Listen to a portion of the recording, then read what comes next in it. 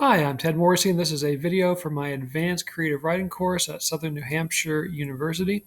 And in the announcement, I write about the fact that many of us are on the verge of graduating with our degrees in creative writing or maybe some similar major.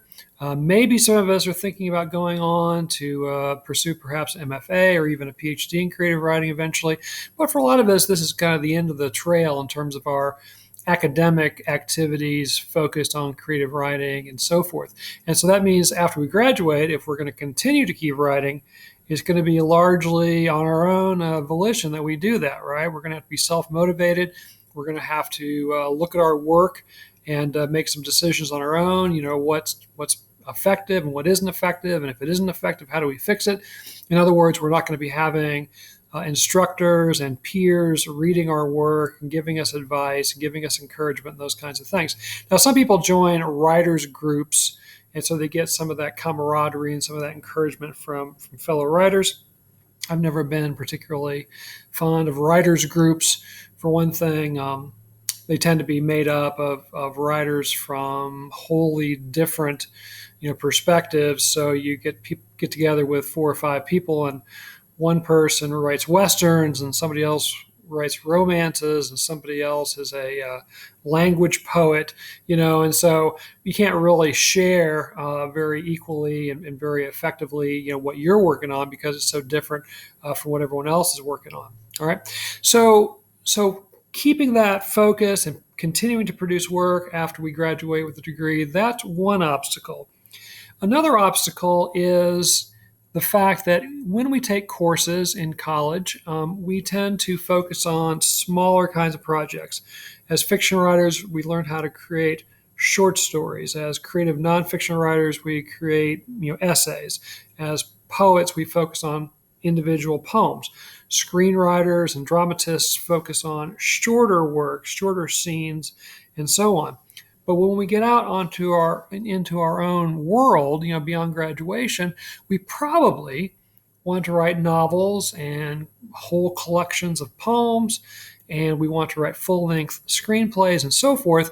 And that also can be a bit of a tough jump, a tough leap, from our undergraduate days when we're writing shorter pieces to now trying to write a whole novel.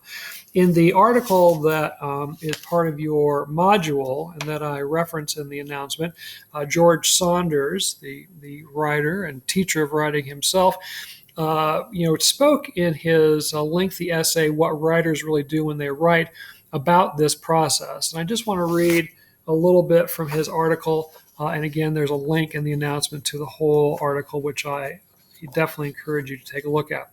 But again, this is George Saunders, What Writers Really Do When They Write, and this is from The Guardian, I think in 2017. Hold on, I got to pause a second. One of my dogs wants to be let in. Okay, I'm back. So this is what Saunders has to say. And this was when he got the inspiration, or not got the inspiration, but started to try to think about writing what became Lincoln at the Bardo many, many years after he had actually been inspired to write that kind of story. And he finally decided to get around to it, right? So he writes, I had written short stories by this method for the last 20 years. And again, the method of revising obsessively, trying to make the draft slightly better through successive drafts, excessive drafts, and successive drafts, etc. I had written short stories by this method for the last 20 years, always assuming that an entirely new method, more planning, more overt intention, big messy charts, elaborate systems of numerology underlying the letters of the characters' names, say, would be required for a novel. But no, my novel proceeded by essentially the same principles as my stories always have. Somehow getting to the writing desk, read what you've got so far, watch that forehead needle, adjust accordingly. The whole thing was being done on a slightly larger frame, admittedly, but there was a moment when I finally realized that if one is going to do something artistically intense at 55 years old, he is probably going to use the same skills he's been obsessively honing all of those years. The trick might be to destabilize oneself enough that the skills come to the table fresh-eyed and a little confused. A band leader used to working with 3 accordionists is granted a symphony orchestra. What he's been developing all of those years, he may find, runs deeper than mere instrumentation. His take on melody and harmony should be transferable to this new group, and he might even find himself looking anew at himself, so to speak, reinvigorated by his own sudden strangeness in that new domain. It was as if over the years I'd become adept at setting up tents, and then a very large tent showed up. Bigger frame, more fabric, same procedure. Or to be more precise, yet stay within my temporary housing motif, it was as if I'd spent my life designing custom yurts and then got a commission to build a mansion. At first I thought, not sure I can do that.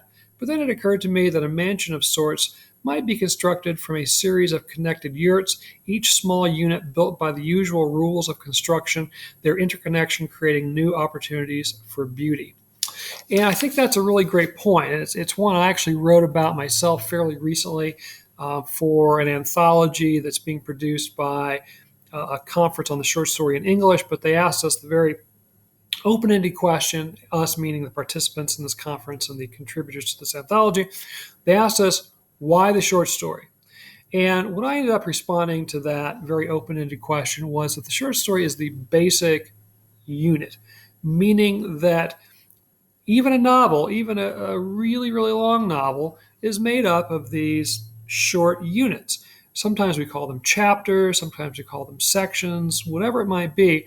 But really, a novel, let's say, is just a series of interrelated short stories that all, link together because they have the same characters, they're in the same setting, they're part of the same overall time period, whatever it might be, right?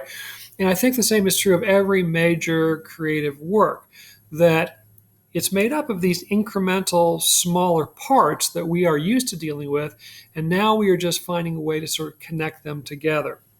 My idol, William Gass, he thought that the novella-length work was his sort of natural medium, about 70 pages or so. He felt like that was kind of his natural length that he would write when he was writing fiction. And so in order to write novels, which he wrote 3 of, he wrote basically a series of interconnected novellas that stretched into the length of a novel. They were connected again by characters, by setting, by theme, by imagery, and things like that.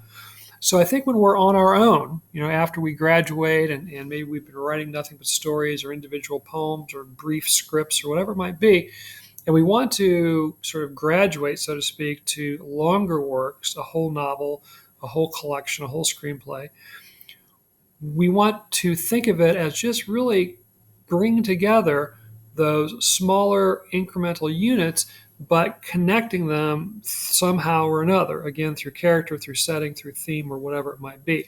And I think if we consider it that way, it doesn't seem so daunting and so Herculean of a task, right? And therefore, it may not be so daunting that we don't ever get around to doing it.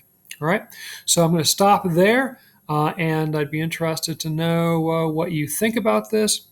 Maybe you can share your thoughts with me at some time or other in the not so distant future.